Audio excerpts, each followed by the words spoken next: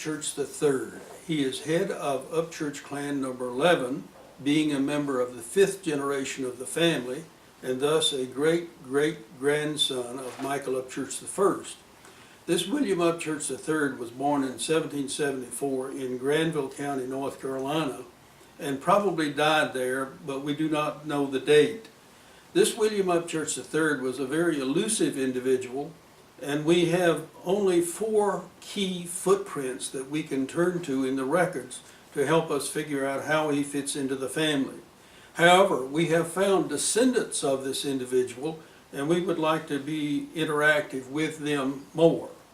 Now, the situation with this particular individual is that we have to do reverse engineering in a family history way. Now, to explain what that means, let me give you an engineering example. Suppose there was a spaceship that landed on this earth and crashed, and the parts were laying all about. What would happen is that the engineers would come and they would begin to put it together to see what it looked like to begin with. Thus, they were doing reverse engineering. And that's what we're going to do with regard to William Upchurch III after we've talked about these 4 footprints. But first, let's look at our colonial Upchurch chart and tell the broad story. You see here, this chart we've seen a number of times before, and I have an arrow pointing to William Upchurch III, showing that he and his brother, John Upchurch IV, were members of the Oxford branch of the Upchurch family, headed by their father, William Upchurch II. And he descended from James Upchurch I, and he from Richard I, going back then to Michael Upchurch I, the original immigrant to come to America from England. Now, the situation is that these 2 brothers, William Upchurch II and Richard Upchurch II, were born in Brunswick County, Virginia, and came to North Carolina, where they were found on the tax rolls in 1755. Now, we don't know a lot of other details about that, but what we do know is that the brother Richard Upchurch II moved a little further east and was later found in southern Franklin County, whereas William Upchurch II stayed more or less in the western part of this large Granville County, which in fact was divided up, and later there became a smaller county called Granville County, and that's exactly where William Upchurch II lived and died.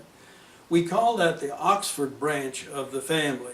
And there we find William Upchurch II and his 2 sons, John Upchurch IV and William Upchurch III. Now, we have recently produced a video on John Upchurch IV, as well as on the father, William Upchurch II, and indeed on the other ancestors you see on the chart here. So if you have a particular interest in William Upchurch III, you might want to look at the videos we produced on those earlier ancestors. Let's take now a look at the 4 footprints that I mentioned earlier. And in particular, we'll look first at the 1786 state census of North Carolina. Now, we do not have William Upchurch III on this chart by name. What we have is the name of his father, William Upchurch, and we label him William Upchurch II.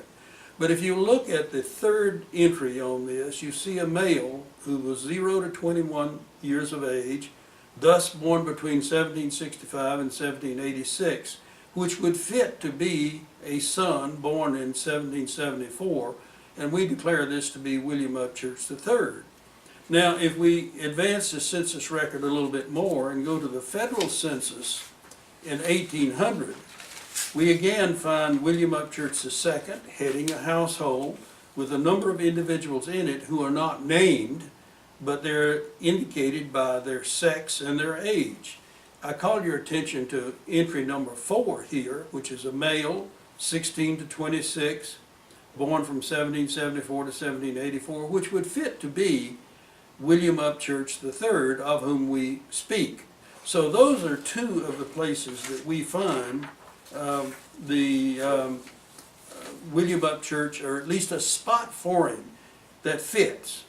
Now, the 3rd footnote we find is one that's not so fortunate. On May 4th, 1801, he was cited as having a partner by the name of Phoebe Lindsay, and that they had a child born in Granville County, North Carolina. Now, our best knowledge is that that was a child born out of wedlock, and we know nothing more of that child as to whether or not it went by the name of Lindsay or Upchurch or whatever. We advance into the fourth footnote that we find about William Upchurch III. And in 1808, at age 34, in Granville County, North Carolina, he married Henrietta Jenkins. That's a firm record, and as the best of my knowledge, that's the last time we find William Upchurch III on the record. I hope we will find more. The speculation is that they had one child, a son, and I'll have to return to that later by virtue of what we call our reverse engineering. And so now let's turn to reverse engineering and see how that works.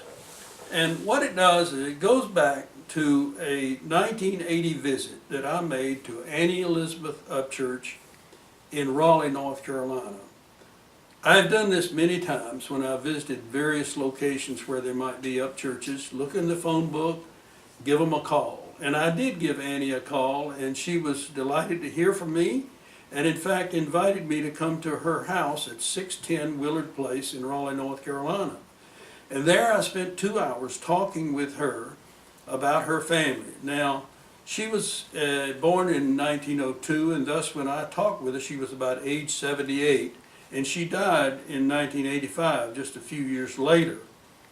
Now, while I was there, I so happened took a picture of her, and I'd like to show you this picture of Annie and her dog. She was a lovely lady, and at the same time I took a picture of her mother, which was on the wall, and here you see the picture of the mother. Now I'd like to make a special reference to the mother because she was Annie Gertrude Bryan Upchurch, and she was a very successful and notable individual because she was on the Raleigh School Board for 25 years, and in fact was the first woman to serve on the Raleigh, North Carolina School Board.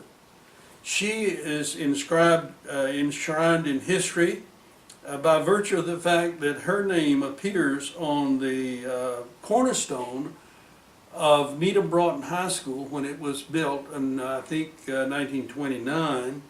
And she was a member of the board, and thus her name appears there. Needham Broughton is the premier high school in Raleigh, North Carolina, and perhaps in all of North Carolina, so we're all very proud of that, and of Cousin Annie's participation in that particular event.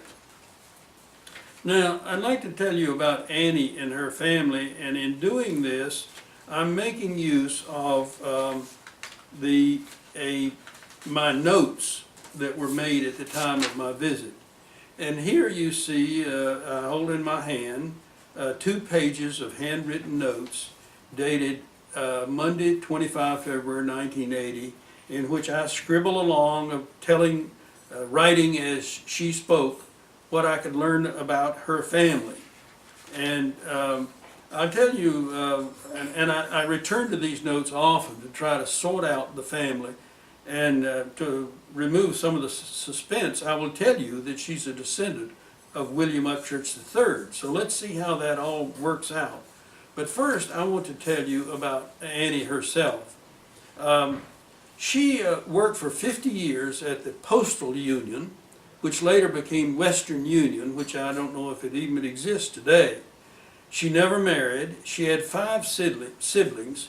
And those siblings and her parents appeared on the census records in 1900, 1910, and 1920. Now, I'm sure I can find more records of them as well if I go dig a little further. There was an interesting aspect about her family, in particular her brother Joseph Baldy Upchurch, because he, being an Upchurch, married an Upchurch. He married Lydia Upchurch, who is a member of the Nathan Upchurch I, Burtis Upchurch subclan. Now, so a member of the William Upchurch III clan married a member of the Richard Upchurch, of the Nathan Upchurch I clan, uniting these 2 clans. Now, further coincidence is that this Joseph Baldy Upchurch and Lydia Upchurch had a daughter, Evelyn Upchurch, who was a very close cooperator of mine for many years prior to her demise. She lived in Wilmington, North Carolina. Now, she did not have a lot to tell me about the William Upchurch III because her records didn't go back that far. You'll notice that I refer to Joseph as Joseph Baldy Upchurch.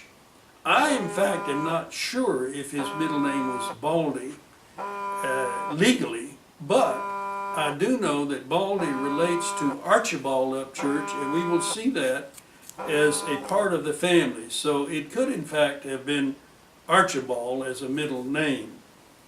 Now let's go to a special relationship chart I have prepared based on part what I learned from Annie and part of what I learned from the records myself.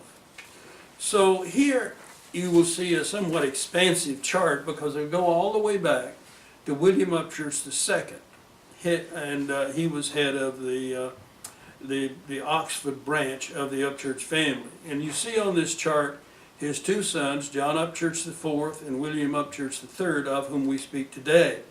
And I put this on the list because those are the only two sons or only two children we know that he had. We've already reported on John Upchurch IV, and you see on the chart there that John Upchurch IV had one son, Ambrose, and four grandchildren. Now we have voluminous records on these various individuals, and we'll pass on by them, but they all fit neatly into the idea of there being an Upchurch enclave at Oxford, North Carolina, in present-day Granville County. If you look at the lower part of this chart at the very end, you see where I pinned in Annie Elizabeth Upchurch, whom I visited in 1980. Now, part of what I'm reporting here and have on this chart is what she told me, and part is what I can verify from the records. She told me about her father, William Archibald Upchurch Sr., who was born in 1860 in Oxford, North Carolina, and died in Raleigh in 1913 when my friend Annie was just 10 years old. So you can see she would not have had a lot of direct contact or ways of learning from her father, and could only have learned from her mother about the ancestral line. She was also able to tell me that her grandfather was Archibald H. Upchurch, born about 1832, and he died in the Civil War in 1862 after having married Mary E. DeMent and having had only the one child, and his father, Archibald H. Archibald H. Upchurch. Let me get that straight now. This Archibald H. Upchurch is the one who died in the Civil War, and he was the grandfather of Annie. Now, so Annie could only take me back as far as her grandfather, Archibald H. Upchurch. And we know that he was domiciled in Oxford, North Carolina, as well as his wife, Mary DeMent. So how do we go back beyond that and go to the father of this Archibald H. Upchurch? Let's take a look at the lower part of this chart on section B and focus on it in some detail. Now, the father of Annie, William Archibald Upchurch Sr., who died in 1913, had moved to Raleigh, where he became prominent and where he died. According to Annie, he had no brothers or sisters. He had two farms in the Raleigh area, and one is of special interest to me because it was in the eastern part of Raleigh, in a spot where we know the Longview Gardens subdivision was developed by Clarence Poe, who is a very prominent agriculturalist. And in fact, Clarence Poe's home was built there in eastern Raleigh and is still available today for people to rent and have parties. And it's a lovely part of Raleigh that is little understood. I was only able to visit it in recent years myself, having lived in the Raleigh area a long time. Now, with regard to earlier generations, we are back as far as Archibald H. Upchurch, born in 1832. Now, how do we know about who his father was? And what we do is we have to go back to the 1850 census of Granville County, North Carolina. And here are some tricky things to put together. On that 1850 census, we find a William Johnson, age 73, head of a household in which his wife Elizabeth was present, is age 50. And interestingly enough, there was an Archibald Upchurch, age 19. Now, I think we can conclude from this that this Elizabeth Upchurch, being younger than her husband William Johnson, had in fact married an Upchurch earlier and had this child Archibald Upchurch in 1832, and that her husband, whom best we can say is Upchurch X, the son of William Upchurch III, died young or disappeared from the scene, leaving his wife Elizabeth with a young child, Archibald. She, of course, had to look out for herself and found this William Johnson, who was an elderly gentleman. Hopefully he had resources, and we find Archibald in that household. To cement this relationship, if we go another decade ahead to 1860, we find this same William Johnson Upchurch with the wife Elizabeth, and lo and behold, Archibald is still in the household, but he is now married and has a child. So I think this all fits together in a reasonable way. The only thing we don't know is who is that ex-Upchurch. We do not have a name to attach to him. It's sort of like our reverse engineering has come to a halt because we've got the spaceship put all together except for the engine. We now need to know the engine, and that's Upchurch X, who was the son of William Upchurch III. So in conclusion, what we can say is that William Upchurch III lived and died in the area of Oxford, North Carolina, in the Upchurch enclave there in Granville County. He had one child, a son that we call X, and he married an Elizabeth, and they had a child named Archibald H. Upchurch, who died in the Civil War, and who was the grandfather of the Annie Upchurch, whom I visited. They had one son, William Archibald Upchurch Sr. and his father, who moved to Raleigh and prospered there. We hope to find more of the descendants of this family and to bring you more information in due course. Thank you for listening.